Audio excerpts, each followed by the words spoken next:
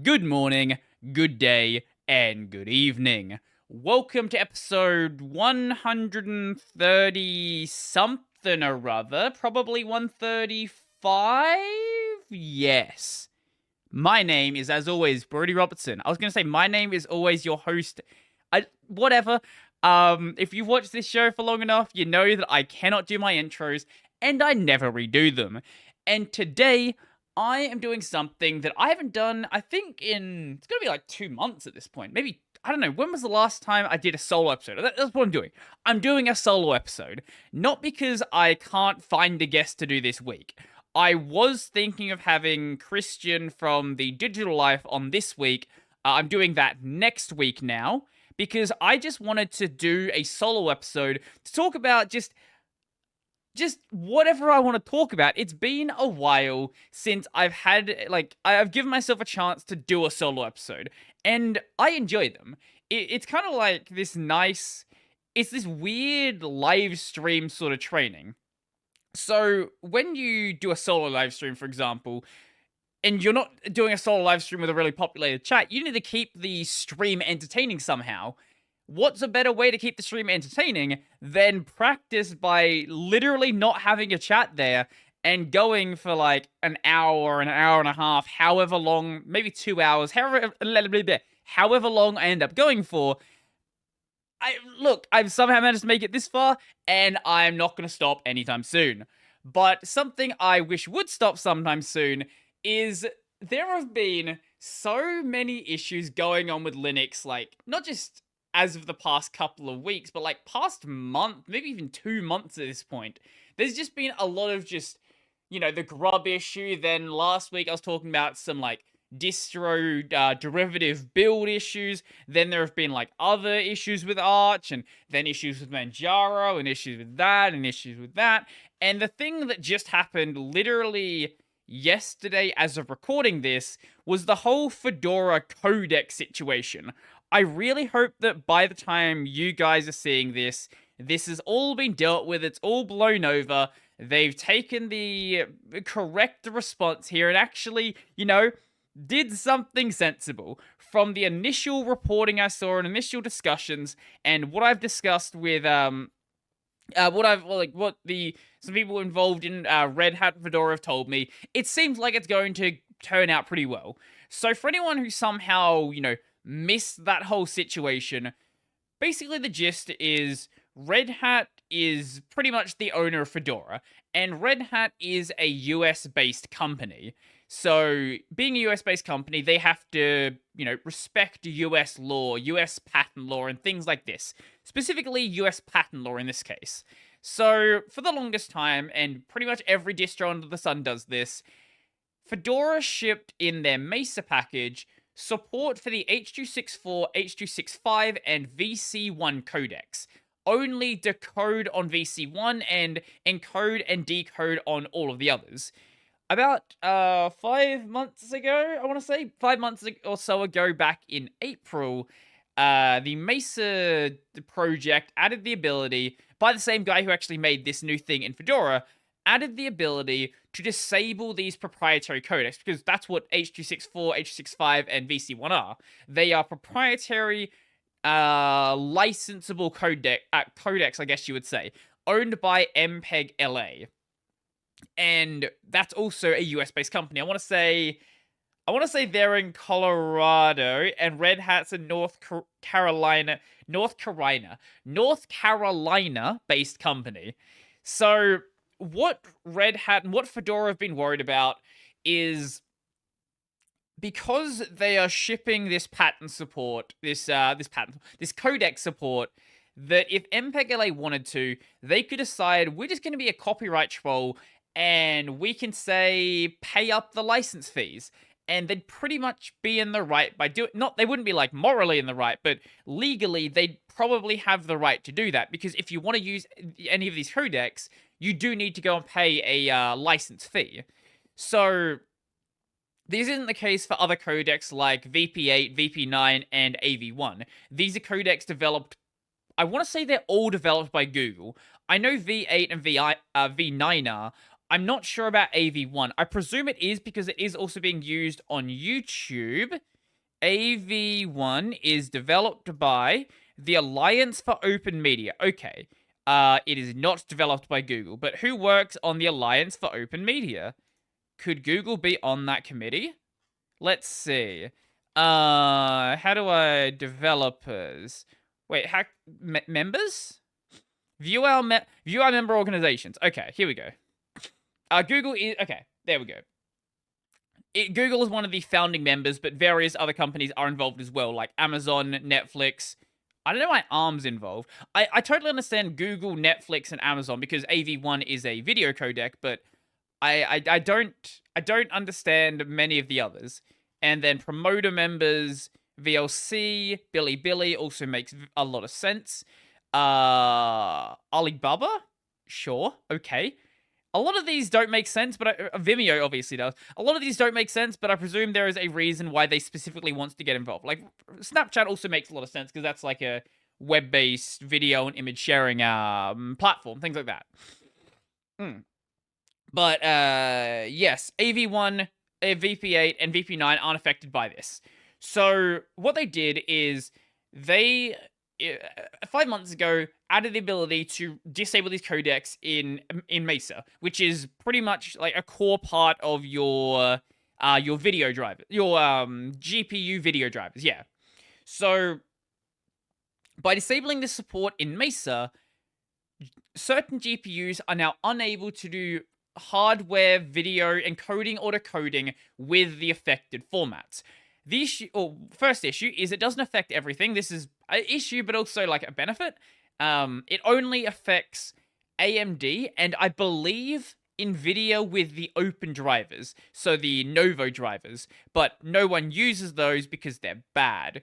When it comes to the like usable NVIDIA drivers and also Intel, they're not affected. So in Intel's case, they have a separate package called the Intel Media Driver package. Most distros package it. Fedora packages it not on the main Fedora repos, but on RPM Fusion. I'll get into that in just a moment. So they have that available, and then in NVIDIA, NVIDIA uses, basically they have their codecs built into their proprietary driver. Like most of the stuff with NVIDIA, NVIDIA does like their own thing. It doesn't matter how it works. No one knows.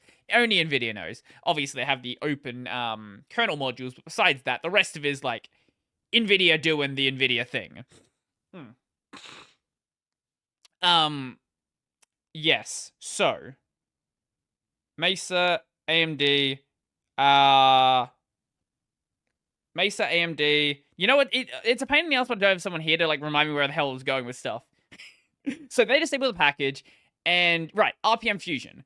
So they disabled the package, and what is going to be done is pretty much the same thing that's been done with things like FFmpeg, GStreamer, and things like that.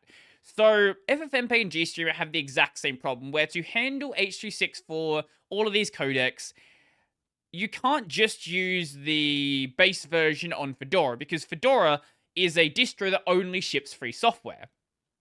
So to include this support, they move it over to a repo called RPM Fusion. RPM Fusion is basically Fedora's software patent haven. It's basically the equivalent of a tax haven for software patents. So US software patents only apply in the US. There are some countries that will acknowledge them and handle, you know, the legality there, but like strictly speaking, US patents only apply in the US. If you want a patent in Europe, you need a patent in Europe. And if you want a patent anywhere else, you need a patent anywhere else. The problem is that in Europe, you generally can't do a software patent. So if you have a repo like RPM Fusion hosted in Europe, well, you've basically created a software patent haven where the company just can't really do anything about what you're doing. From my understanding, it's totally legal. Not a lawyer. Don't do stupid things that the guy on the internet tells you to do. Speak to an actual lawyer. But from my understanding, it's completely legal to just circumvent patents by just distributing the software from somewhere that isn't America. But this isn't like it's a weird issue, right? Because I've spoken to both Dave Arley, Dave Airley. I once again apologize. I'm not sure how to say your name. And Matthew Miller. Dave Arley is the guy who made the change to Fedora. Matthew Miller is the Fedora project lead. He was not saying much. He was just like being very, very cryptic with what he was saying when he replied to anything that I was saying. Funnily enough, he was replying to other people who just didn't want to reply to any of the things that I said with anything besides cryptic messaging. Dave Arley gave like a reasonable explanation. I think I should have it here somewhere. Okay, my Twitter notifications are just fucking full of nonsense right now. Because I have had multiple tweets that just popped off a little bit. Here we go. Here's the Dave Arley one. So here's the where can I read from to explain it? We'll read from this. What's not clear is why they decided to make the change now after years of having the Codecs support. This is what I said. Then someone else called Thomas Cameron said, especially with open source lawyers, have to do reviews often. If anything changed in the vendor's TOS, they're required to react. To not do so would be professional malfeasance and could open their clients up to massive damages. I replied by saying, that's the part that's not explained. All we've been told is legal reasons. I would like to see that expanded upon. As it stands, the user loses out on a feature and don't have any idea why.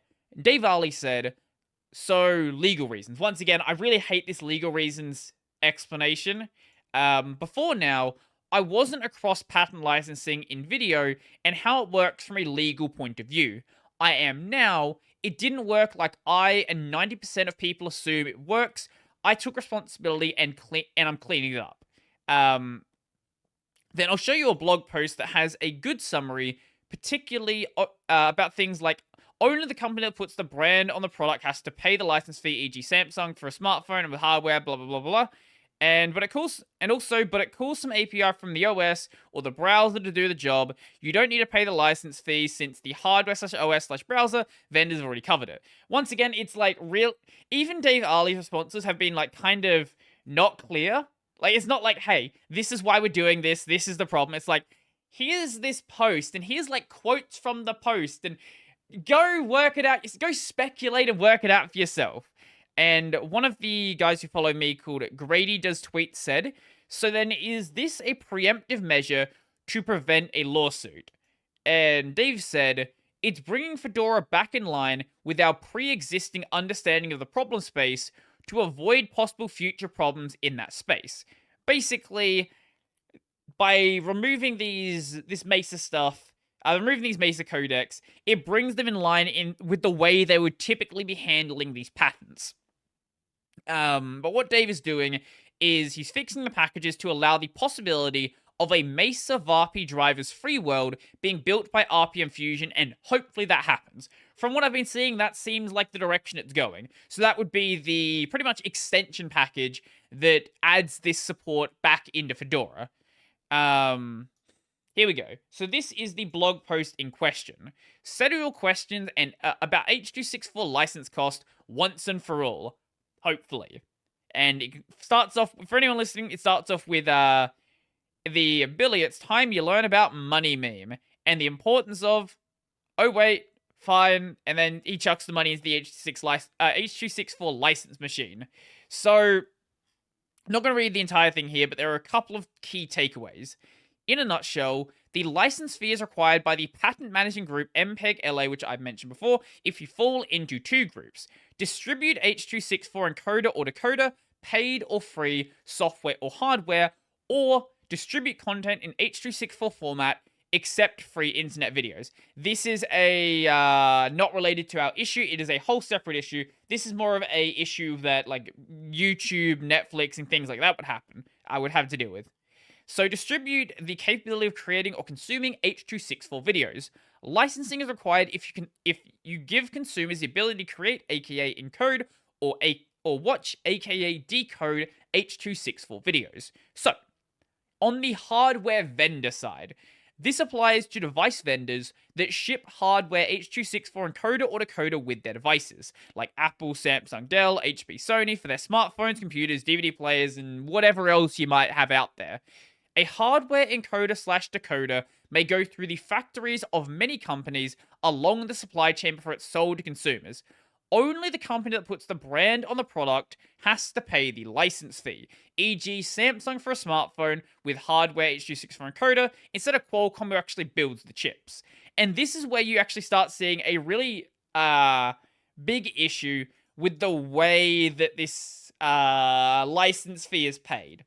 So, as for the software vendors, this group also includes software vendors whose products contain H.264 encoder or decoder, like Microsoft's Windows OS, Adobe's Flash. I don't know, when was this written? 2020. Why did you include Flash Player in 2020? Apple's QuickTime Player and Google's Android OS. Why didn't you just include iOS? Something relevant besides fucking Flash Player. Note this rule applies even if the software is free of charge. But if it's open source and you distribute the source code instead of the compiled binary, you don't have to pay the license fee. So yeah, if you're just distributing, like Gentoo for example, Gentoo would distribute a source version of FFmpeg, and the license fee is not applicable there. But if you distribute a binary, like on, Fedora might, then yeah, you would, or you can remove the functionality. This is why people host downloadable pre-built binaries of open source software like FFmpeg in countries outside of the US where the same patent laws don't apply. Right. So here's where we start seeing the issue. There's an example right down the bottom here. Finally, I think that was all. Yeah, no, it's mainly just about pricing in here. Finally, let's have a quiz. Consider the following scenario. Ada recorded the video on her iPhone and used a mobile app called WeStudio to edit and publish it to the video platform iTube. WeStudio invoked Video Toolbox provided by iOS to decode H.264 video, compressed it with WeStudio's own encoder, and uploaded the video to the iTube server. iTube employed a public cloud transcoding service from vCompress to further reduce the size of the video. When another user, Bob, watched the video in the iTube app, why is there a word missing there? On his Android device, iTube decoded the video using an open source software decoder created by OpenCodec. Codec. So among the companies that appeared in the story, Apple with their iPhone and iOS, WeStudio with the video editor, iTube with the video platform, vCompress the cloud transcoding platform, Google with Android, and OpenCodec, the open source decoder, which ones do not need to pay the H.264 license fee? And the answer to this is OpenCodec. So everybody else in the chain needs to pay it. This is where, this is a big reason why it's a mess. So Apple needs to pay it for the iPhone and for the iPhone hardware and the iPhone software.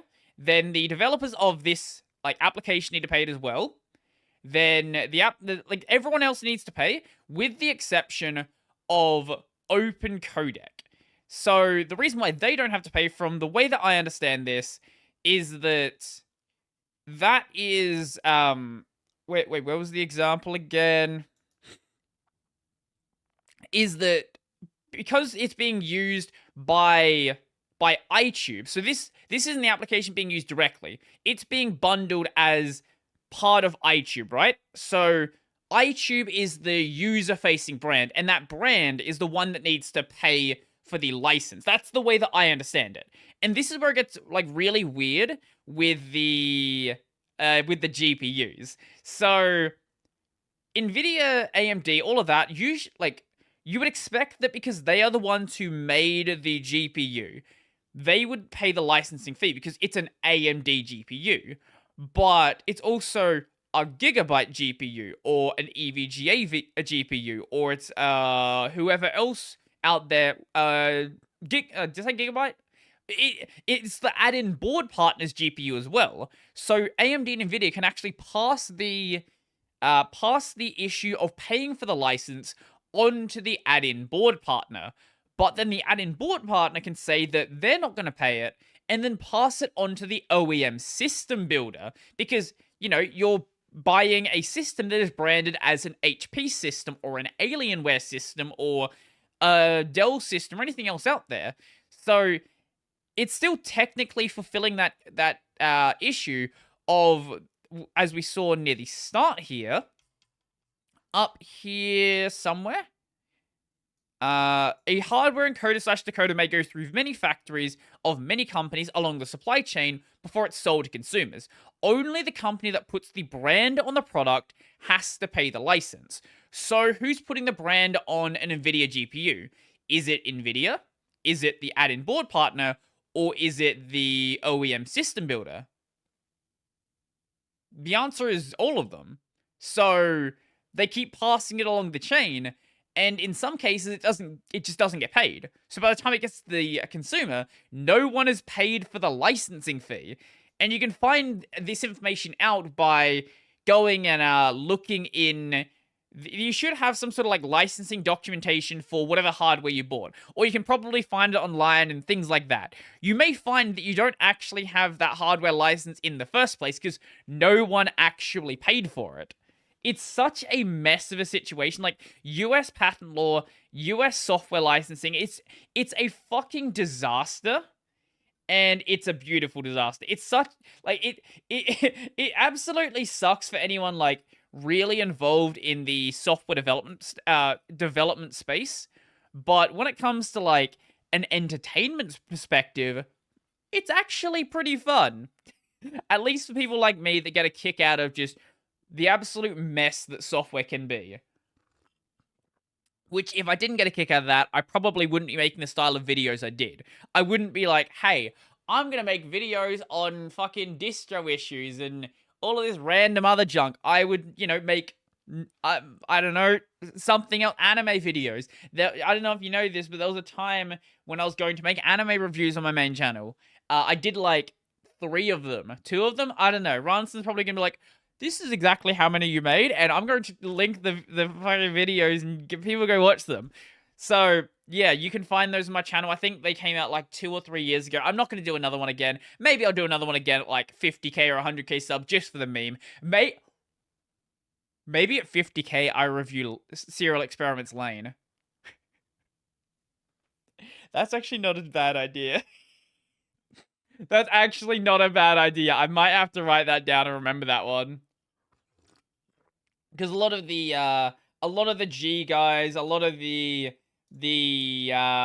more 4chan-y people in the Linux space, and especially my audience, like Serial Experiments Land. I've never actually seen it. I have no idea if it's any good. When did it even come out? Years ago. I know, way before I cared about anime. Just write in Serial, and it's one of the first results. 98. Who actually animated it? It's a 13-episode series. Can you show me the My Anime List page? My Anime List, yes. Okay, it has an 8.1 on My Anime List. Here we go, I'll show you the page. It is animated by Triangle Staff. Who the fuck is Triangle Staff? What have they done? They did the original Boogie Pop. Colorful. That looks like it could be hentai. Did they stop making stuff in the 90s? Did we stop using cell shaded cell shaded for anime? Less cell shaded, fucking cells for anime, and they're like, nah, it's too hard. We don't like this digital thing. Wait, no, this is a relatively, I was gonna say relatively modern. No, it's just they started with, I think they started with digital, like that's too hard, and just fucking gave up. Like, that's what it looks like here. Where they made, like, I have not seen pretty much anything they've done. This is a studio that fucking lived and died in the 80s and 90s, and nobody remembers that they actually exist at this point. What is this? Kazu and Yasu Hiro Tanjo. Why are there just like 2 Japanese dudes on the cover? Wait, what? Who are these dudes? Is this like based on their story or something? Why are there just 2 Japanese dudes on the cover? Sure, whatever. So yeah, I'll have to watch Lane at some point so people can like, I don't know. I think it'd be funny. I think it'd be funny to just do a Lane review. Lane, let me see. I'll zoom in so you can see it a bit more. I'm gonna zoom out because I can't actually read it now because it's not on the screen. Lane Iwakura, an awkward and introverted 14-year-old, is one of the many girls from her school to receive a disturbing email from her classmate, Chisa Yomoda. The very same Chisa who had recently committed suicide. Oh god, okay, this is dark. Lane has neither the desire nor the experience to handle even basic technology. Yet when the technophobe opens the email, I can fucking see why the G people like this. It's like it's your first delve into software, into computers. It leads her straight into the wired. What the a virtual world of communication networks similar to what we know as the internet. This came out in 98. What a weird time to make a series about the internet.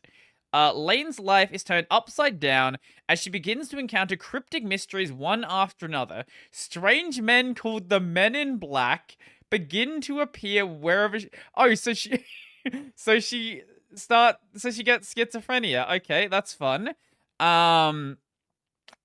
Asking a question, somehow knowing more about her than even she knows herself.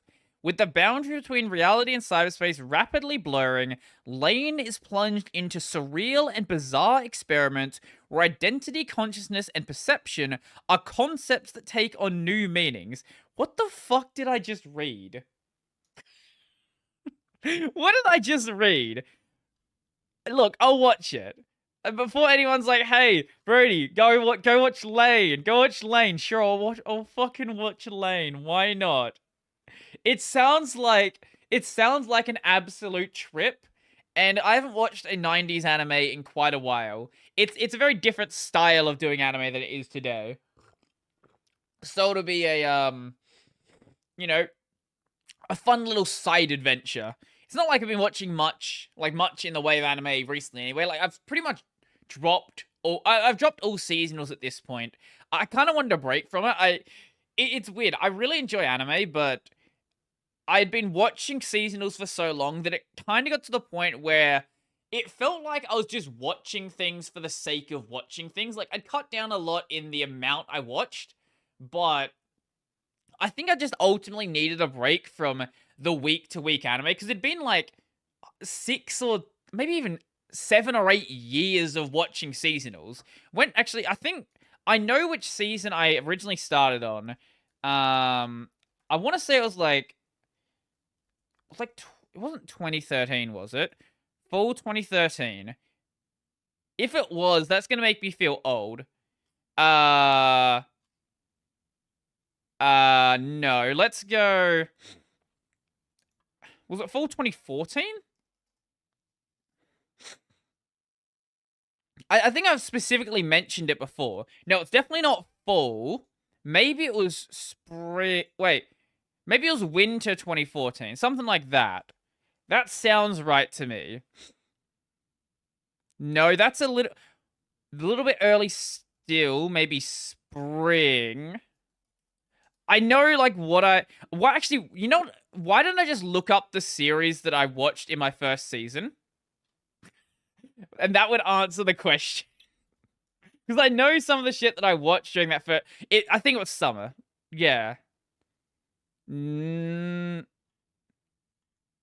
maybe I'm a year off, because I know I watched this stuff when it was airing. So it was somewhere between like 2013 and 2014. So I'd been watching seasonals for a long ass time. And yeah, especially when you watch a lot of fucking junk, a lot of junk, it's like, this is not fun. And you shouldn't be watching anime if you're not having fun. Like, I get that some people like I'm gonna be an anime critic. I'm gonna be critical of everything I watch. I'm gonna have like super, super serious anime taste. I'm just like, haha, Naruto go Rasengan. Like, I've watched no anime in the past, like, 2 months or so that wasn't fucking Naruto. I am like 380 episodes into Shippuden. Like, and I like if I watched Naruto Shippuden when I was watching a lot of anime, even though I did have that, watch sort of everything, I still like in some part of my mind had like a snobby anime taste. It was weird. Like I watched everything, but because I didn't enjoy everything. I sort of had like this hierarchy of the way like of what I enjoyed. So I still probably wouldn't have enjoyed it. But taking a break from anime and then sitting down and be like, I'm gonna watch some Naruto. It's fun. Like I just enjoy it. It's good to.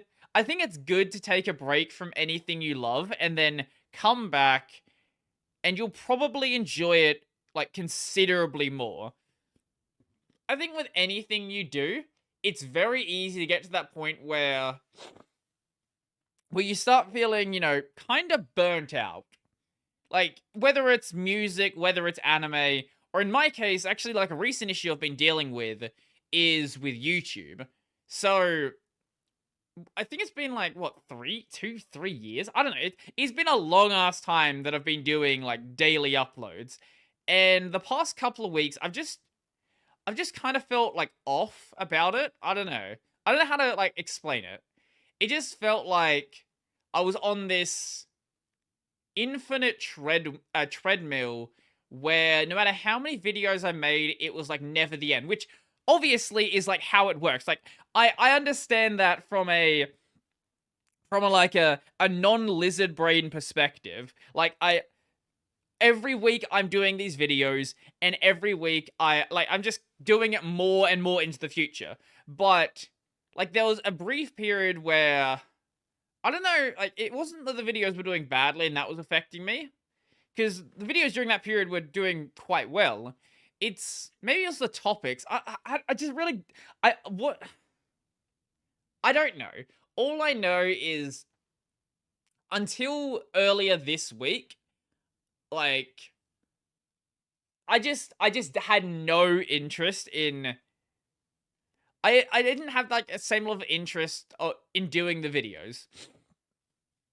I think this recent mess of like Fedora has sort of rekindled that fun, and like random other things are just a mess right now. Like this week, I'll go over what I recorded. I think that's a big part of why I was like more excited this week as well. So I recorded the video on the strangest AUR package you'll ever see. It's called Deezer. It's a really weirdly packaged application. I'll go watch the video on that. I did the video on Arch Linux, dropping Python 2. I did a video on the global hotkey patch being merged into XDG portals. Firefox being basically the only thing saving content blockers. The next steps for Rust in the kernel, and also DistroBox. All of these videos I found really fun to plan and really fun to record. But I don't know why. Like some of the other videos I've been doing, like when I planned them, I was like, this is a fun video to plan. This is a fun, like this is going to be a good video. But when it got to actually like doing the video itself, a part of me just didn't want to do it. But like something at the start of this week sort of just clicked, and it got back into the swing of it. I think ultimately what I need is I just need to like find some time. It was going to be like earlier this year, but find some time and take like a week off. Not take a week off from like uploading. I'll still have like videos, scheduled for that period. But take a week off from the video planning and video recording phase and just chill for a bit. I'm not going to do it at home because if I do that, I'm going to be like, whenever I take a break, like when I go to my parents' place, so I just try to take like a day off. It's always something in sort of the back of my mind that like, hey, you should be doing this. You should be working on videos. You should be planning on videos. Maybe you should be testing this software. Maybe you can do some like longer running stuff like Hyperland, for example. All of this stuff is like in the back of my mind whenever I'm not doing the videos. So it's can be hard to relax sometimes, and that's one of the things I've definitely had to deal with as I've been doing this video thing longer and longer, I feel like I'm a lot better at it than when I was at uni. It's weird. I was actually less stressed about the channel back when I was in uni. I think back then, it was also, I just didn't really care about it. I think that's one of the things I need to like try to bring back in some way. Like bring back that excitement about doing a new video like I had back then. Like back then I was like, hey, I'm gonna do a video. I think that's what's really helped with these videos. These are all really exciting topics. They're not like just your run-of-the-mill normal stuff that I've been doing. As much as I enjoy things like the software showcases, for example, it does get to a point where some of them are like dragging on and yeah. I know I did like the DistroBox video, but DistroBox is like a really cool and really exciting piece of software. But I think in the end, I just need to take some more time for myself on the weekends. Really like try to separate myself completely from the whole channel stuff, get everything done by Friday, all of that fun stuff. And then during the week, or then at some point in the future, take like a week off. Something like that. But, you know, maybe I just need to get out. Like, I do exercise. Like, I get on the I've got a, like, a bike trainer out there, basically like a, you know, a regular bike, but set up to be basically an elliptical. So I get out there and exercise a bit, but I think I just need to get out more. Besides, you know, going for a walk around my neighborhood, like, go out and, like, get out and do things. Do things with people.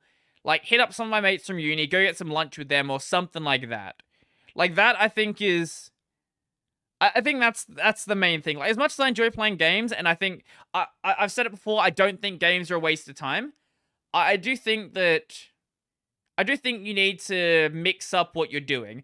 Maybe that's it. Maybe I felt like it was kind of like a bit of a rut, where it doesn't matter what day I wake up on, it just feels like it's the same day over, like, the same day over and over again. Like, the way that I set up my weeks, because I generally do the same stuff at the same time every week. Like, Monday is my video planning day, Tuesday I do 4 videos, Wednesday I do 2 videos, Thursday I do the stream, Friday I do the stream, then weekends I don't work, and then somewhere during that period, I'll have a podcast and, like, fill out the video editing and thumbnails and things like that, but that's, like that's my overall schedule.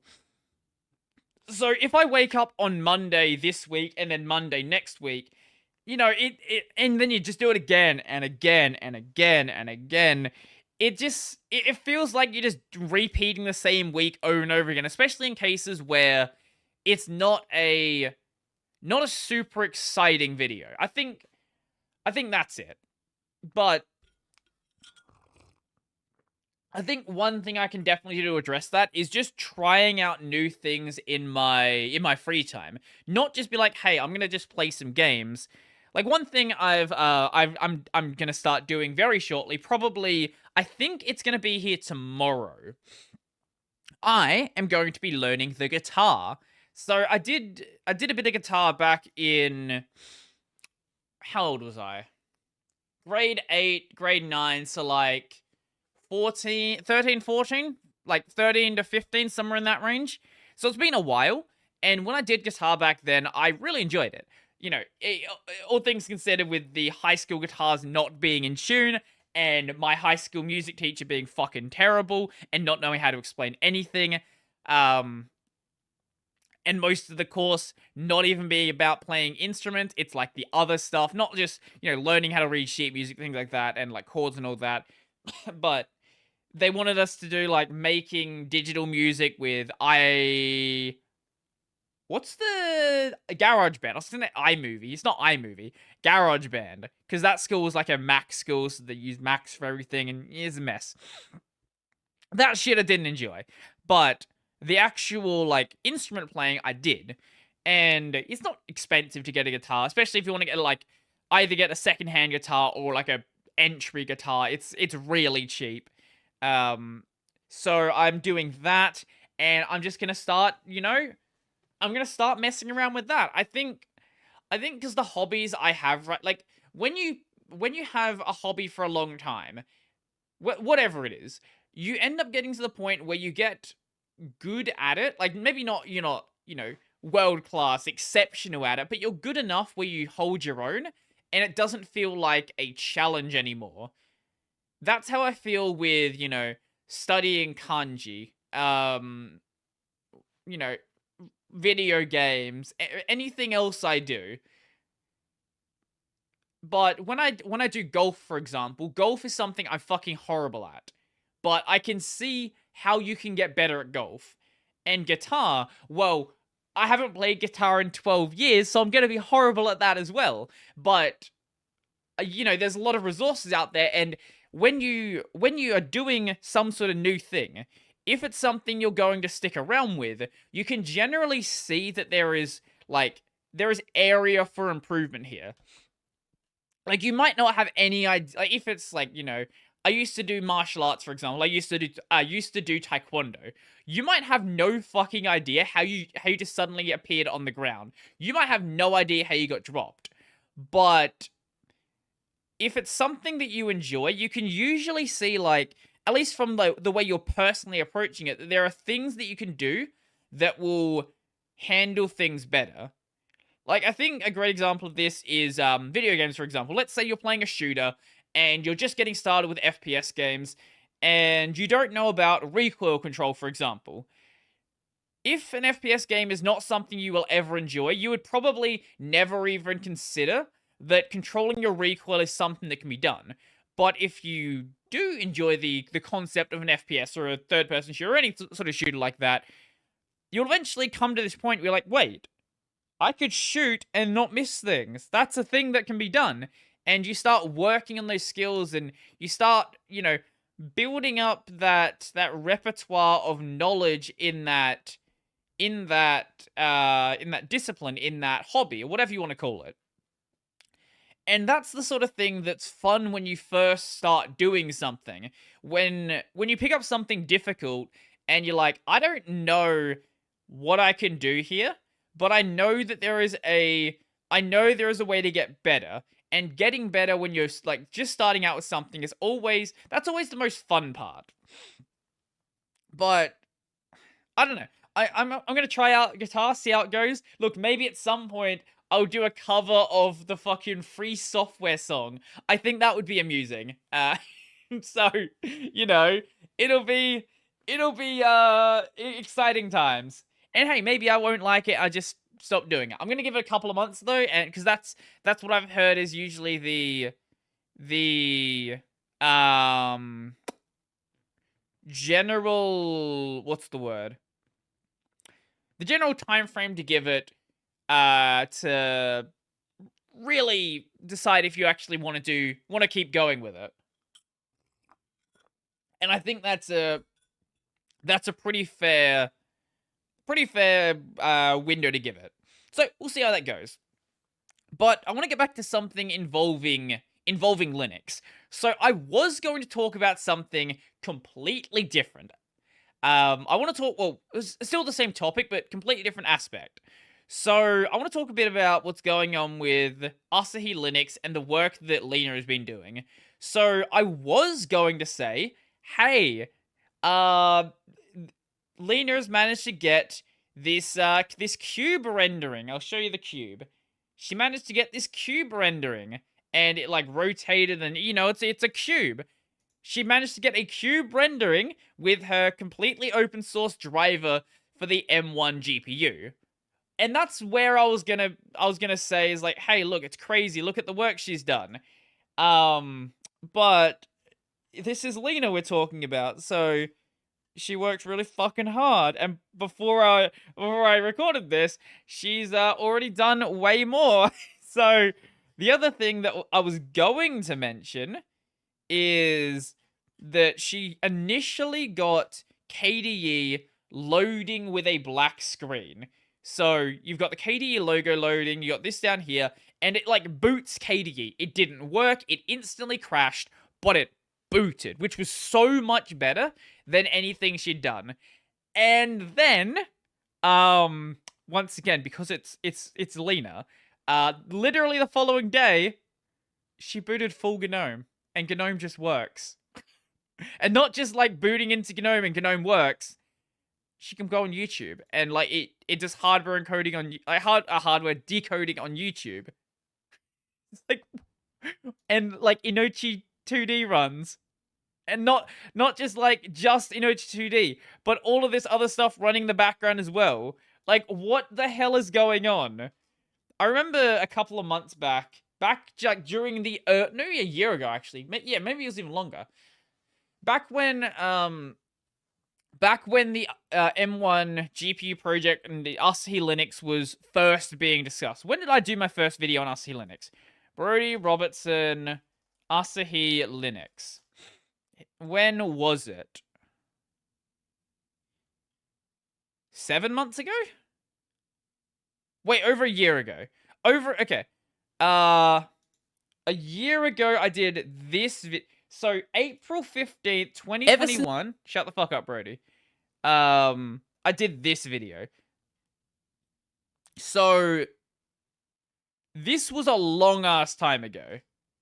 And since then, that is not even like it's not even that long ago, actually. Like I say a long ass time ago, but it was like a fucking 17 months ago.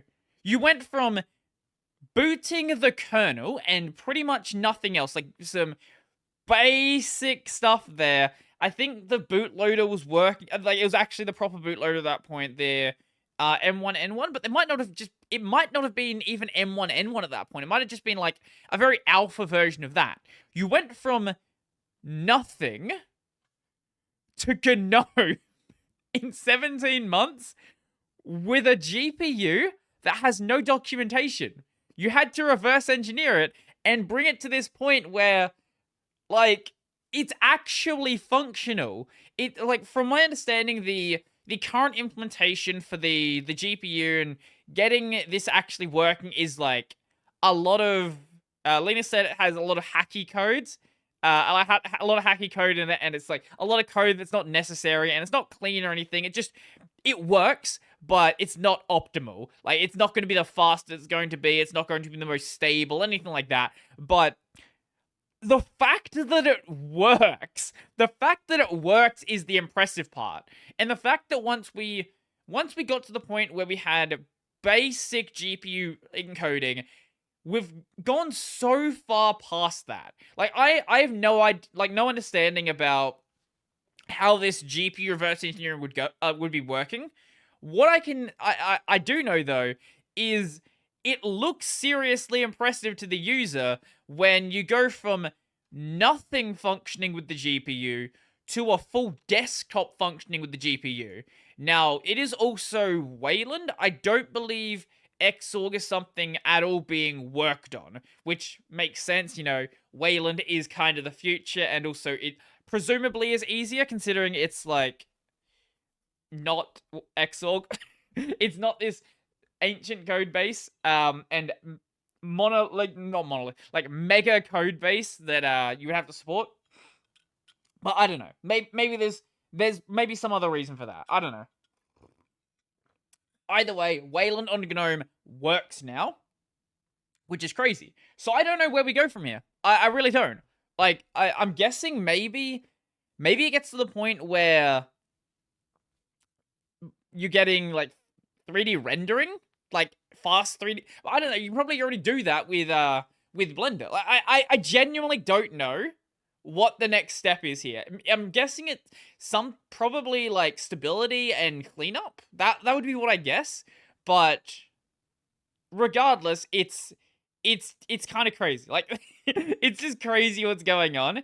And I don't have any interest in owning a M1 Mac, but I'm very happy that this project is going well. Because now you can buy an M1 Mac and you could legitimately use Linux on it.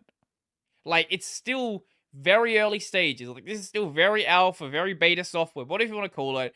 But it's probably, at most, a year away from being, maybe not production ready, but, like, ready to the point where you could do it reasonably if you wanted to. Which is crazy. Like, absolutely crazy. I got so many initial comments being like, this is a stupid project. Why would you ever do this? No one would have run Linux on an M1 Mac. This is impossible. GPU, writing a GPU driver just can't be done because there's no documentation. It's gonna, without Apple supporting it, it's just never gonna happen. And now we're here. This is the power of fuck you, basically. This is the power of I'm gonna do this, and I don't care at all you have to say about it. Which I think is just cool. I think it's just really cool that's being done. And I'm excited to see where it goes. And I hope that as, obviously the M2's out now, but I hope that as newer generations of the Apple Silicon comes out, it continues to support it in whatever way is going to be possible. I know they're more like iterative changes between the generations, but even with those iterative changes, there are obviously breaking things that may happen. I do know that with the getting it working, like back when initially getting it working on the M2, it was like a 5-hour stream at most. It's just like, oh, it works now. It's feature equivalent with the M1 version, which does sort of indicate how similar they are, but even so, it's cool. I think it's cool. And if you haven't been following Lina's work, I recommend you go and do so. And if you haven't seen it yet, I recommend you go and watch the podcast I did with both Asahi Lina and also Luna, the developer of Inochi 2D, who just recently went full-time working on that project, which is absolutely awesome as well. Yeah, that's cool. That's really cool, and I think it's great that we're seeing this like younger generation of really great software developers come up in the FOSS space. Because you've got the older names that everybody recognizes. The Greg Carl Hartmans, the Linus Torvalds, people like that. But those people at some point are eventually going to be out of the FOSS world and, eventually going to die. So it's good to see that this really great crop of new software developers are coming up and making really great software. And in many cases, addressing software concerns that weren't really an issue for a lot of other people. Like, no one in their 60s is going to be like, I'm going to make a VTuber program. Like, that's just not a thing that most people would really consider. And then Luna's like, I'm going to do it. I think what was it? It was initially going to be for a Fox Girl.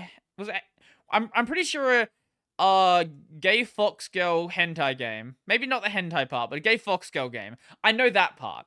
And now it's like, oh, this is the premier open source competition to live 2D. Like, what?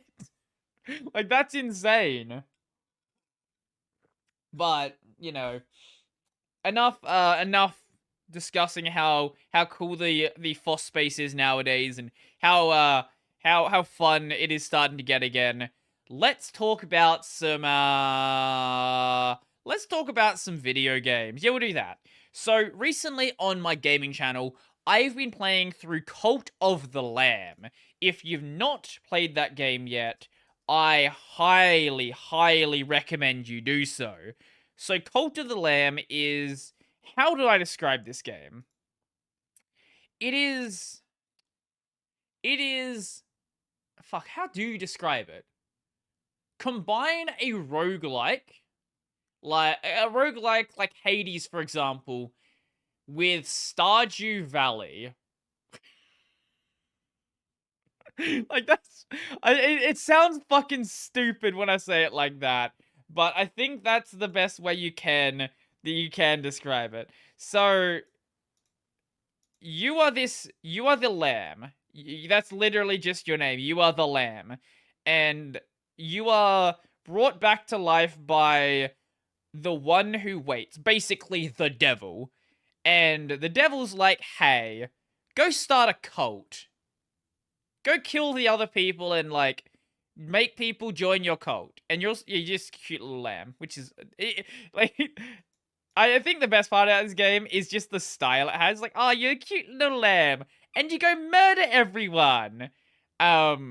So basically, you start this cult, and you go through the dungeons, picking up new slaves, cult members, we'll call them.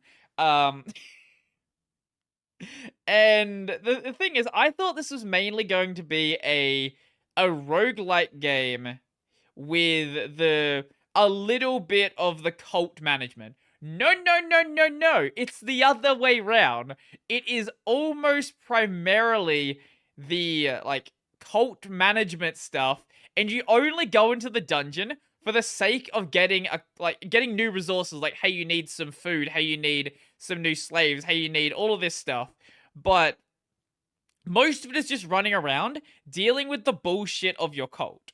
And the fun part about the cult management side is it straight up just gives no shits about what's going on. Pun intended.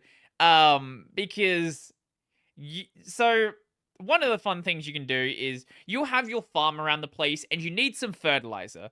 So what do you use for fertilizer? Well, you use your cult members' shit. You just pick up their shit and sprinkle it on the crops. And you can build an outhouse later and then harvest the shit from the outhouse and put it straight onto the crops. But not only can you use their shit to deal with the crops, you could also use their shit and feed it to them. You can make a bowl of poop and just give it to someone. It does give them like a 75% chance of getting ill, but you can do it. And if you're like desperate for food, you might have to do it. So there's just stupid things like that, or other fun things. Like you also get these like quests from your cult members as well. So they'll sometimes want to like play tricks on each other, or they'll ask you to go save someone, or things like that. So a common thing that one of my people were doing, I think his name was Snow. Yeah, Snow was like, "Hey, wouldn't it be funny if we made Louis eat a bowl of poop?" So sometimes they don't even ask. So sometimes they'll ask to eat shit themselves. Like they were like, "Hey, I would like to eat poop." Like, why? Like, okay, sure, I'll give you the poop. But sometimes they want to play tricks on each other. But let's say someone gets ill or they get elderly. The funny thing about the elderly system, so eventually they'll get like too old to be able to work. But when they're elderly, they're only like 50. Like they are like unable to do any sort of work when they're 50 years old. It's like, mate, stop being fucking lazy and get to work. 50 is not too old for you. Just get out there and start digging some holes. So when they get too old, you have a couple of options for what you can do. So you can do these things called doctrines. Doctrines are basically the buffs you get for certain things you do in your cult. So if you go down or you can go down all the trees, but down the afterlife tree, there are some things about how you can deal with the elderly. So whether you want to go and let the elderly die of peaceful causes, or whether you want to sacrifice them to the devil, or murder them. Either is a good option. You can do whatever you want. So if you choose like one or the other, it'll give you like a buff to your faith if you let the action happen. So if you let someone die of old age and they just die in the middle of the street, everyone's like, "Wow, he died. That's so great." But if you go down the sacrifice route, and it's like, "Hey, when you sacrifice the elderly, your cult gets more faith." It's like, "Wow, we killed somebody. Yay, we're such good people." Like, if you just like think of what's happening in the game, ignore the cute aesthetic. It's a fucked game. Like the what's happening is absolutely insane. So you start going around doing that stuff. And then if someone dies in the street, you have a couple of options to deal with them. You can either bury them, which costs you like, have to go and build a hole for them, which basically cost you like resources you don't have. Or you can just slaughter them and turn them into meat. Because sometimes your cult members will say, "Hey, I wonder what a person tastes like." And it's like, okay, well, we can arrange that. And just like, okay, sure, why not? As I said, this game is kind of fucked, but it's fun. If you have not played Cult of the Lamb, I highly recommend it. Even if for nothing else, besides the soundtrack. I'm gonna bring up a bit of this soundtrack. I know it's fine to play because I played it on stream, and I didn't get a copyright claim. Let's play this one. This is Starter Cult. The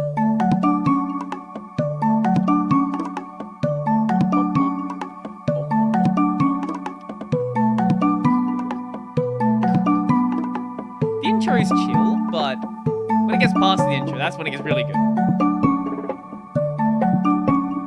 I think just this is a nice bop. Bum, bum, bum, bum. Bum, bum, bum, bum, bum.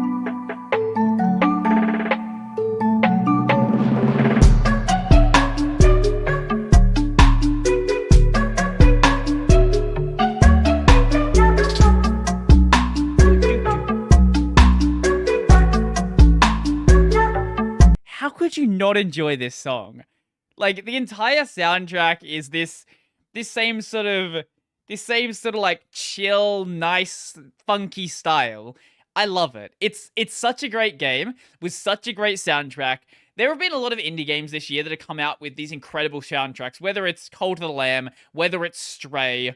This is a good year to be involved in indie games. I think it's great.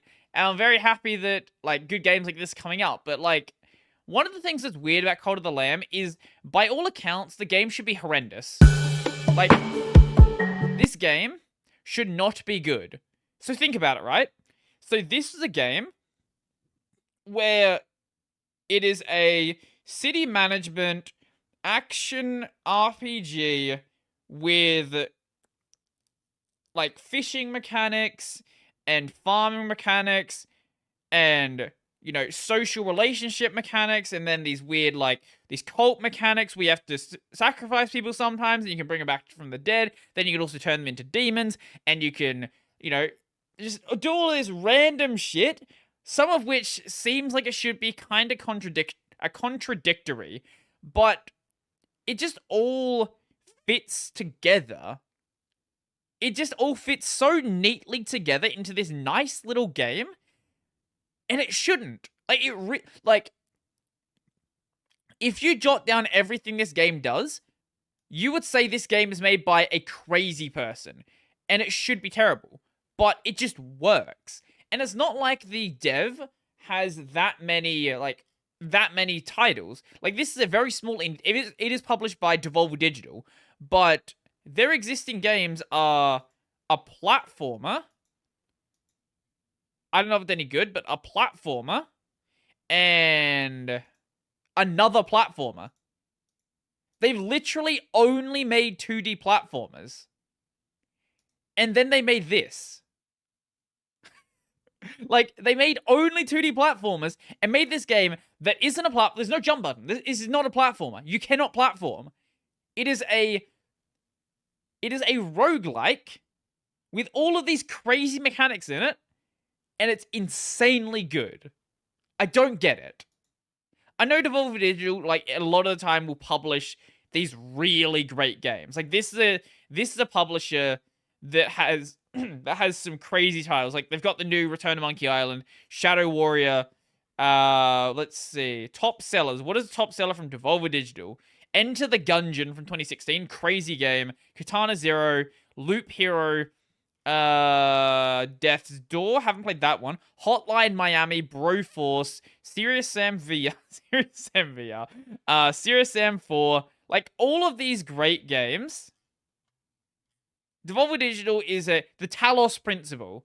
Like, Devolver Digital is this company that has, like, crazy shit. I remember when they were really, really... Oh, they did Metal Wolf Chaos XD. Wait, they published the remake of Metal Wolf Chaos XD. Have I talked about this game on the... I don't think I've talked about Metal Wolf Chaos XD on the stream on the podcast before.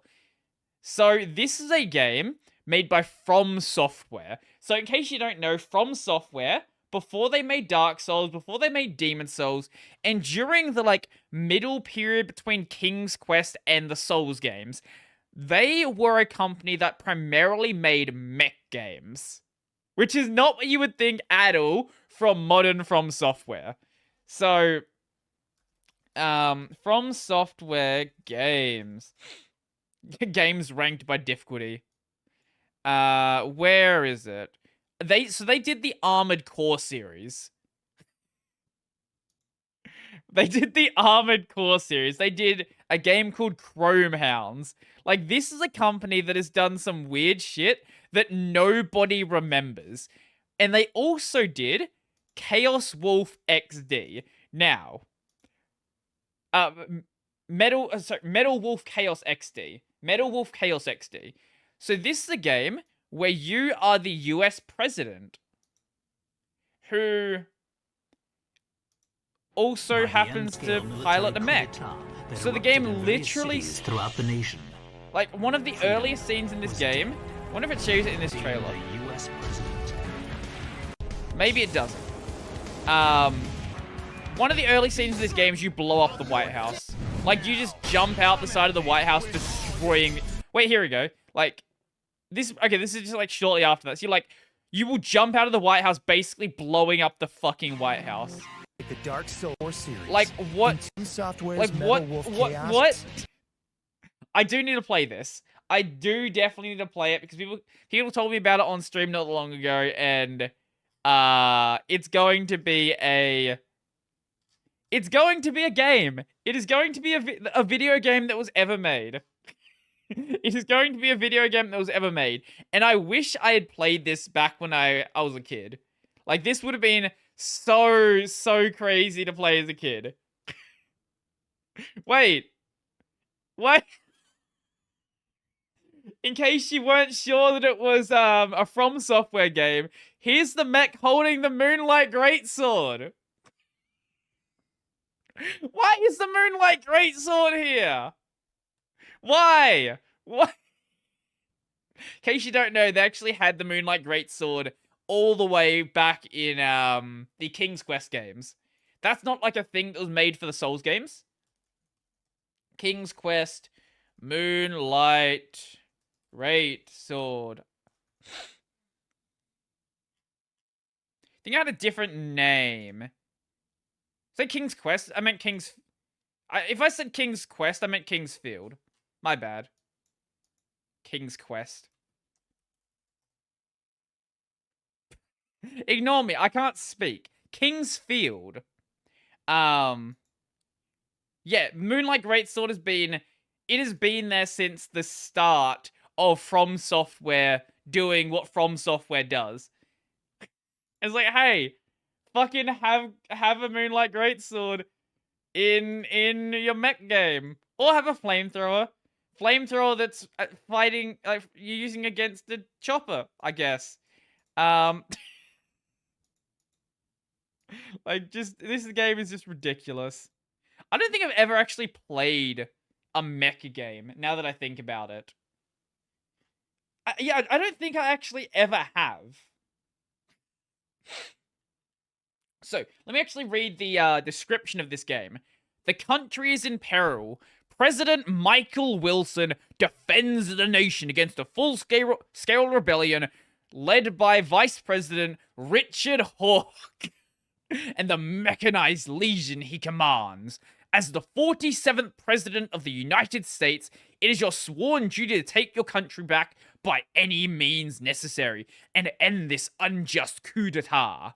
Battle as your advanced mech, armed to the teeth, across iconic American landscapes, including the Brooklyn Bridge, the Grand Canyon, and the front steps of the White House.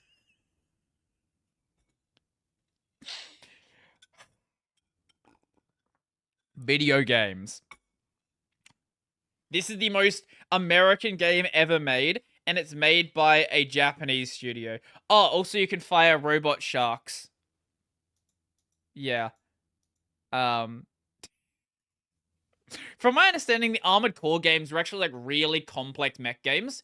But Metal Wolf Chaos XD is it's a bit more simplified in that respect. It's more of a just fucking everything's mental sort of game. I think it's still got some of that holdover from the Armored Core games, but not as much. I think the main thing for Metal Wolf Chaos XD, which I love that name, is the is sort of the style of the game and all of that fun stuff. But we'll play it on stream and I'll let you know how that goes. Speaking of games that I'm not playing on stream, I've also been playing. I've finished off FF15 finally, and I don't want to fucking talk. FF15 makes me depressed. In case if you've not seen it, I recommend you go back and watch the original trailers for that game, like back the early EA stuff with the original build of the game before they completely destroyed it. Because the original build of that game would have been such a different game, and then the end result we got was like, eh. But games that don't make me sad, I've also been playing through another IS game. So a while back, I finished off IS 8 at recommendation of Hex DSL, who didn't finish the game himself. He thought it was like a fairly down-to-earth JRPG. It wasn't. You fight God because it's a JRPG. I'm right now playing through IS Memories of Celceta,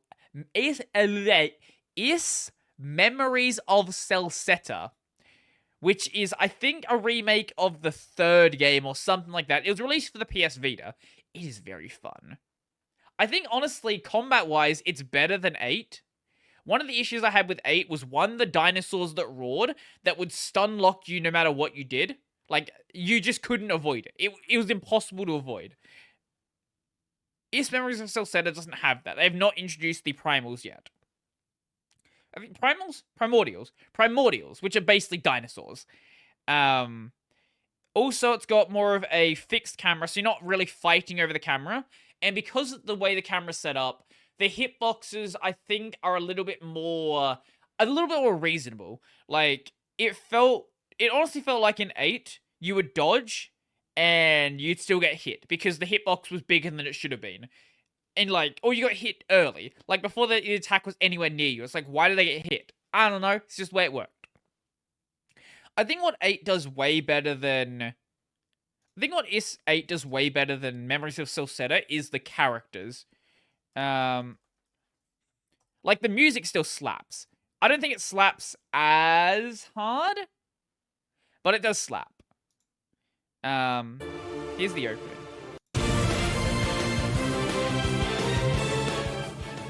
Like, great songs. So go ahead.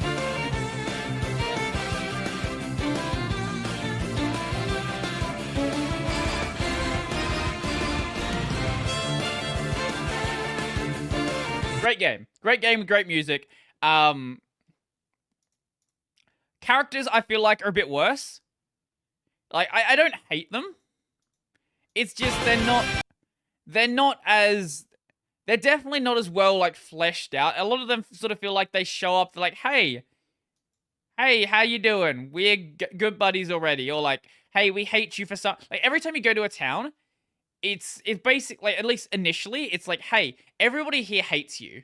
And the idea with Memories of Celceta is that you have amnesia. So you've already gone through this journey before, but... Like, and every time you leave one of these towns, like, something really bad happens. So every time you get there, basically they blame you. So, yeah, it's kind of like the story already happened, and then you're, like, retracing the story back. So you don't have these, these first introductions with characters like you had in 8. In 8, you would actually meet characters you didn't know anyone there. With the exception of, there's a character from Memories of Celceta that shows up in 8, because this remake came out, like, just before 8 did, so I guess they wanted to, like, throw a recommendation, like, hey, look, here's Griselda from Memories of Celceta. But besides that, like, everybody in 8, it was like, they started from nothing and then built up a relationship over time. In Memories of Celceta, it's more like, hey, we already know each other, and just continuing on from there. Yeah. Combat-wise, though, great. Combat-wise, absolutely great. I think even like the combat doesn't even feel as repetitive as 8. I don't know why. Maybe it's just that enemies don't feel as spongy. Also, unlike 8, I'm playing the game on hard mode, which is funny because the game's actually difficult now. Not difficult for regular enemies. I don't think I've died a single time against a regular enemy, but against bosses, it's actually pretty easy to die still. The only issue I do have with the modernist games, I know this isn't a thing with the older ones, especially with the older ones before you had a party, because it's not an issue then. But the modernist games, your party can't actually die. So most JRPGs, your party members have AI, and if they get hit too much, they will die. So you would have to use like revival items and healing items on them. Can't happen in Is 8, Is Memories of Zelda. I think Is 7 and a couple of the other ones can't happen as well. So yeah, definitely in 7. So they drop down to 1 HP and they're just invincible. Like, they're literally invincible. When you're poisoned, you also can't die, but that is nice. Just in case, imagine getting poisoned and then wiping, like the older Pokemon games did. You would get poisoned, you'd be away from a Pokemon Center, and then your entire team would be dead, which was fun. So, yeah, I definitely didn't enjoy that. But I like the not dying on poison thing. One thing I did notice about Memories of Silseta, though, I can't say the word. Memories of Celceta is sometimes when your party members get down to 1 HP, their AI breaks and they just stop doing things. Like, they literally stop moving. I don't know why. I feel like it's a bug. But it could also be intentional. Like, I don't know. I really don't know. But if you've not played Memories of Celceta, you've not played Is 8, I really recommend the Is series. It is a very slept-on JRPG series. Like, people know about Final Fantasy. They know... Less people know, but people know about the Dragon Quest games. But the Is games is Is has been going on basically as long as those series have been going on for. But it's sort of always in the background. Some people know about it, most people don't. I think the main thing is a lot of the games just never really got much. I think a lot of them didn't get translated until way later. And also just a lot of them didn't really get much attention initially. 8, I think, was the first game. Well, 8 was the first, like, proper full 3D game. But also, yeah, before that, nothing else really got people's attention. 8's a really good game, though.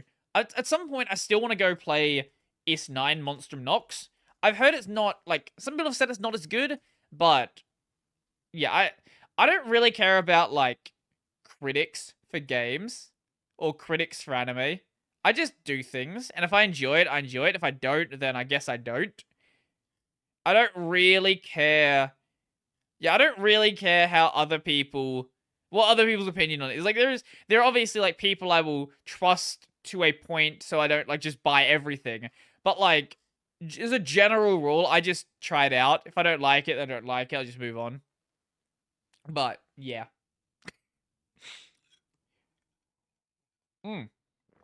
Anyway, what we talk about?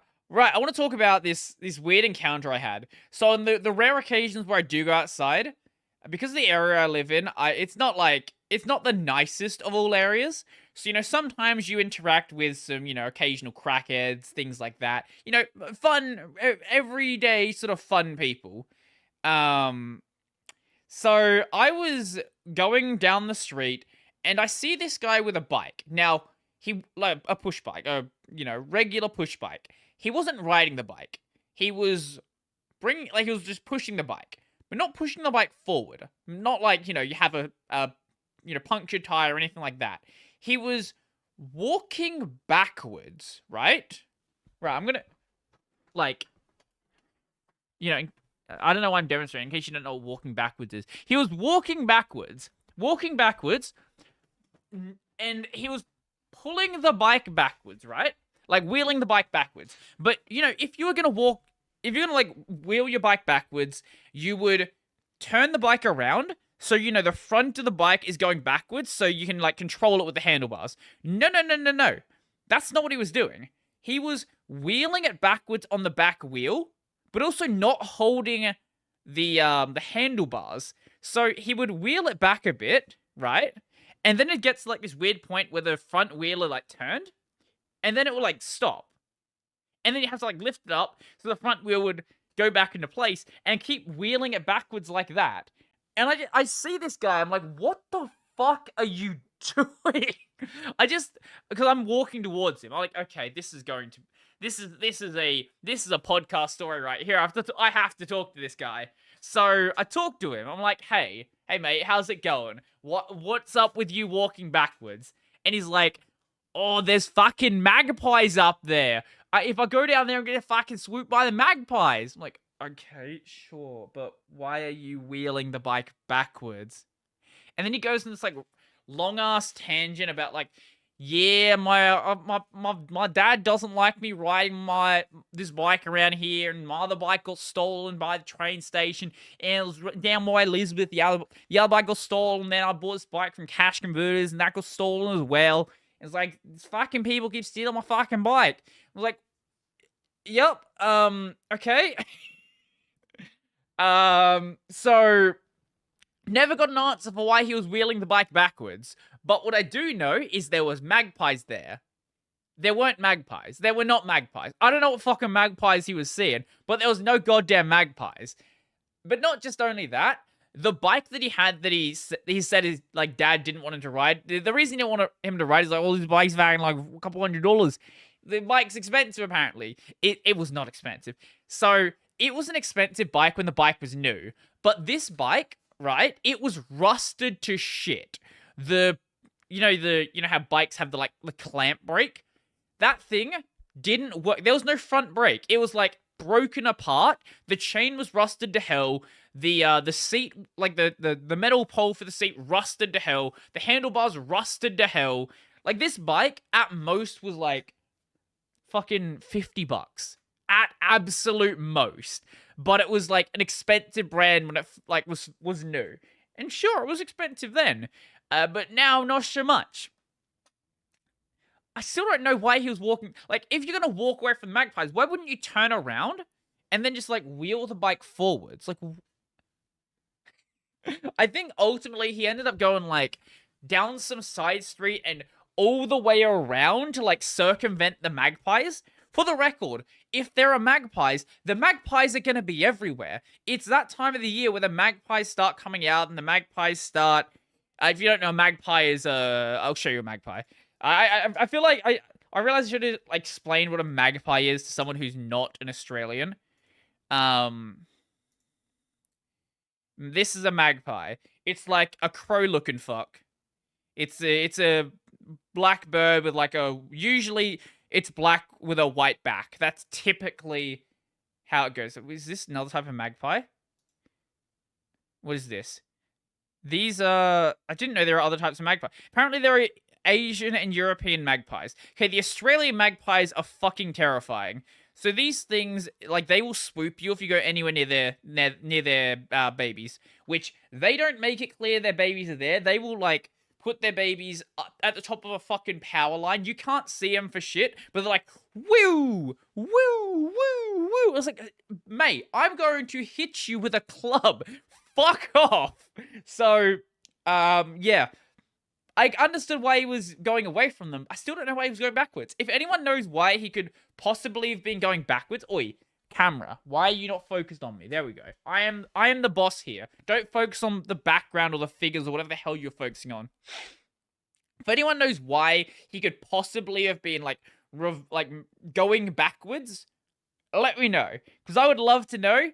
And I still don't have an answer. I've not seen him again. Oi, why is it focused on the background again? What is this camera doing? You good now? You gonna stay focused on me? We good? I'm watching your camera. Okay, I think we're good. For now, at least.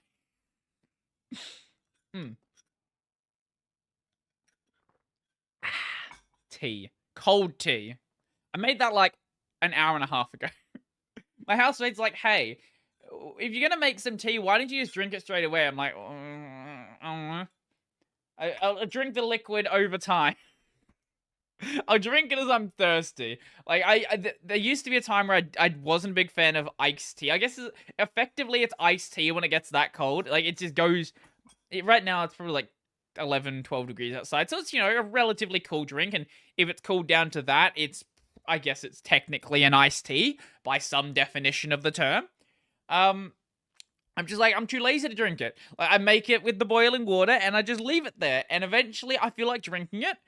Sometimes I forget about it and it's still there like 4 hours later. Which is certainly something that's happened on quite a few occasions. Especially times when I've made tea before a stream and then just forgot about it. Fun times. Fun times. What else do we have on the list? What else do we have on the list? Talked about that one. Actually, you know what? We're going to talk about something... yeah, we're going to talk about that. Yeah. So, have you guys been to The Verge recently?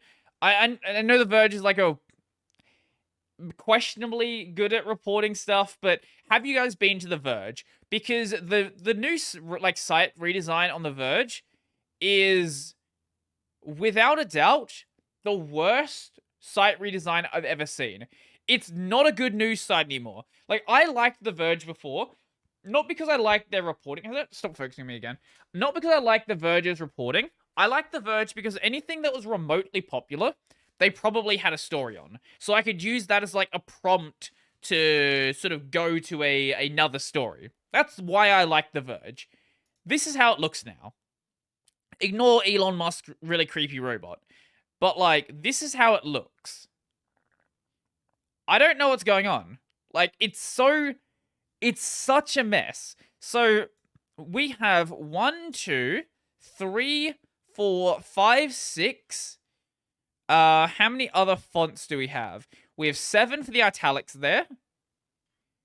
8, that's another one. And I think this Twitter bit down here, yeah, 9. There is 9, unless there's another one. 9 different fonts on this one page. I don't know what this design is. Like, I really don't. None of it works together. It's just all over the place. Before, if you don't know what The Verge looked like before, it was basically your typical news site, like Gaming on Linux, for example. It was just like, it wasn't as neat as Gaming on Linux is, but it was like, hey, here's a story, here's a story, here's a story, here's a story. And now it's this. Where, like, if I'm not using the full screen, there's literally one story on the page. There's not many websites that are worse than the way the Verge is designed now. Like, I'll give it to the Apple site. I really don't like the way the Apple site's designed. iPhone 14. The main reason I don't like it is it's so fucking wasteful and there's nothing on the screen. It's just, let's have a shitload of animation. So you open up the page, iPhone 14. That's all the information you get. I guess you get this up here, but like, nothing else. Bigger, big and bigger. And like, you scroll up and down and it like changes the font size, which is so disorientating. And like, you keep scrolling and it's like scrolling, like it's scrolling through an animation. Like, it's one thing to have an animation, it's another thing to have your animation tied to your scrolling. Like, this is just... also, it broke. wait, that bit of text just stays rendered on the screen. I think that's not supposed to happen. Oh, no, okay. It opens up before it should open up. And this is wonderful, but spelt wrong. I guess that's the joke. It's wonderful. It's full of wonder. I hate this. This is so bad. Like, someone got paid a lot of money to not only design this site, but to program this. This is what happens when you let the designers have a bit too much control over the way your design works. And then it, like, completely falls apart when you get past that.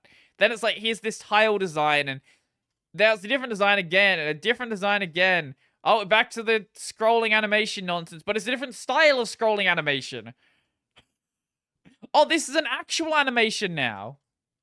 Oh, I see. If you're just listening to the audio version of this, go to the Apple site and go to the iPhone 14 page and tell me this site is well designed. Like, it's so flashy. I'll give it that. Like, it's without a doubt, like, a technical marvel and a design marvel and, like, really flashy. But it's so bad from a user perspective. It's so annoying to scroll through. And if you're using any, like, reasonably slow device, like, it would be a disaster to scroll through. Like, if you're using a couple-year-old Chromebook, like, this site would just lag to hell. It's a fucking website to buy a phone. Why is it lagging? Like, it lags sometimes on my system. Like, that doesn't make any sense. It's just a fucking phone website. Like, it's not a game. It's nothing else. It's just a phone. Oh, it's so stupid. It's stupid. But I guess that's what you get for buying an iPhone. It is what it is. Oh, I got a tweet from someone from Iggy. I actually Iggy's not Iggy, why are you not following me? Follow me, damn it. If you're gonna reply to my damn tweets, fucking follow me. Got a reply from Iggy on my one of my posts about the Fedora codec situation. Thanks for covering this stuff. At this point, I'm getting most of my news on this from you. I think that's that. I think am I the only?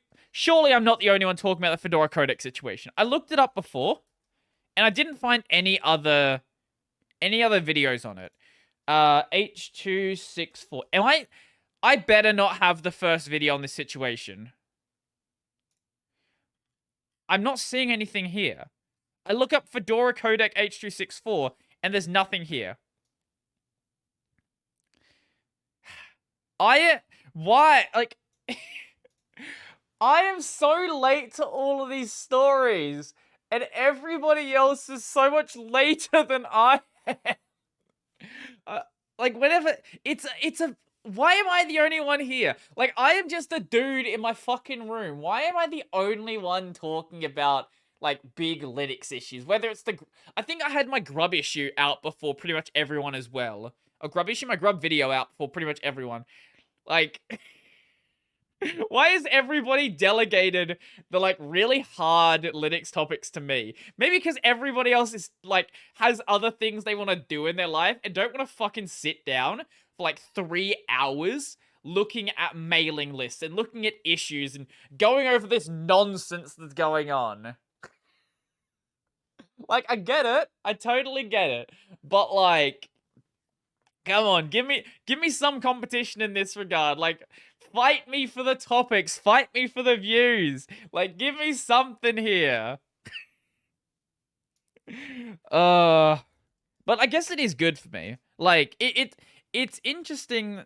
Like, I've sort of got this. I've carved out this weird niche in the Linux space. Like, I do general Linux stuff as well, but I've carved out this weird niche where I am the guy who's doing these, like, deep dive, weird news topic sort of things on things that I think a lot of people care about, but nobody is, like, digging deep into them.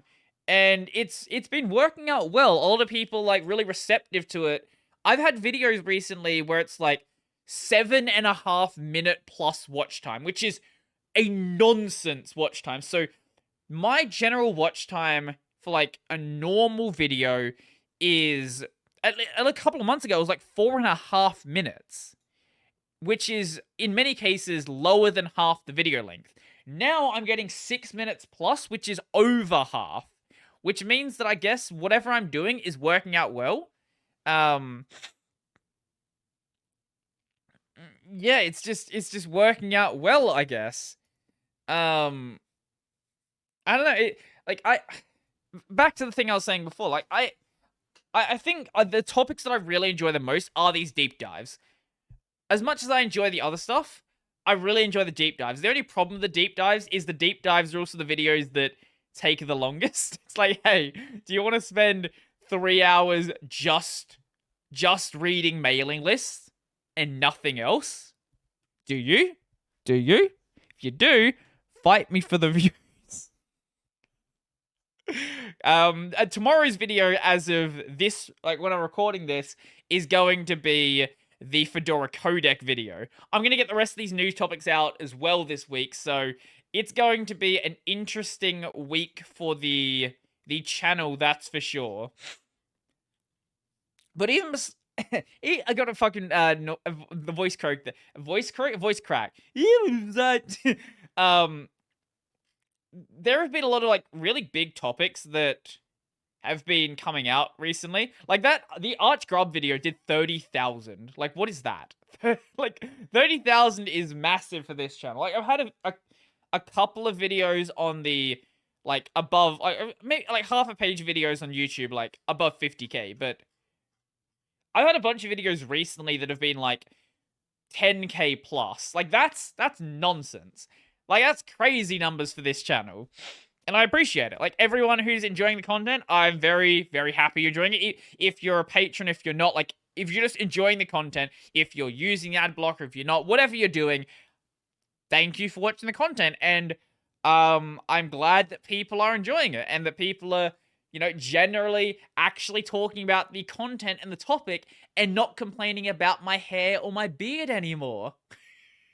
Because that was a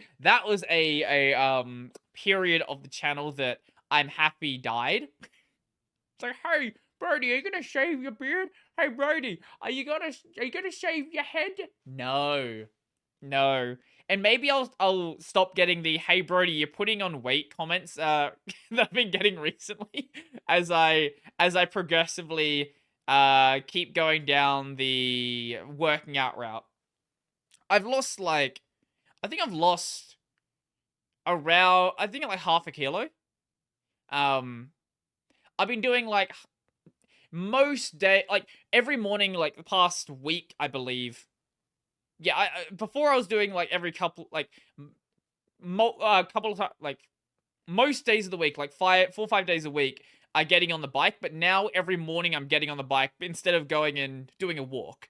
So doing that bike ride every morning, and I'm really enjoying it. Like, I really used to enjoy cycling, like going out and cycling, and I enjoy it on the like just on the bike trainer as well. So it's nice. Plus, it gives me a time to like listen to podcasts in the morning because I don't usually like to.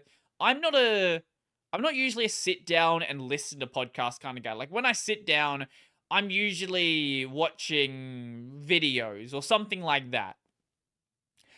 When I listen to podcasts, it's usually when I'm either walking somewhere or I'm at work and I don't want to deal with customers or I'm working out. Those are my podcast times. And I've been watching too much of Joe Rogan, and I at the point where I literally caught up on the episodes that were at, like, obviously, you know, fucking 1,000 episodes earlier, but I have to scroll so far down my list to find things that I haven't watched. I've started watching, like, other podcasts as well, like, you know, adjacent to Joe's, like, I think I watched a couple of episodes of Lex Friedman's podcast. I'm watching Two Bears, One Cave, which is Tom Segura and Bert Kreischer's podcast. I might start branching out into other podcasts again, because a lot of science podcasts I used to listen to as well that I just haven't really gotten around to doing so in a while. Maybe I should start listening. What I should do, actually, is I should start listening to some Japanese podcasts. Like, do my, what's the word? It's a specific type of immersion where you're not paying super close attention.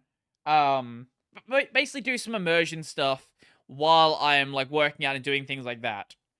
Obviously, you won't get the most out of it compared to just sitting down and then properly doing immersion, but having that audio playing there is going to definitely help out with the, help out a bit with the Japanese study.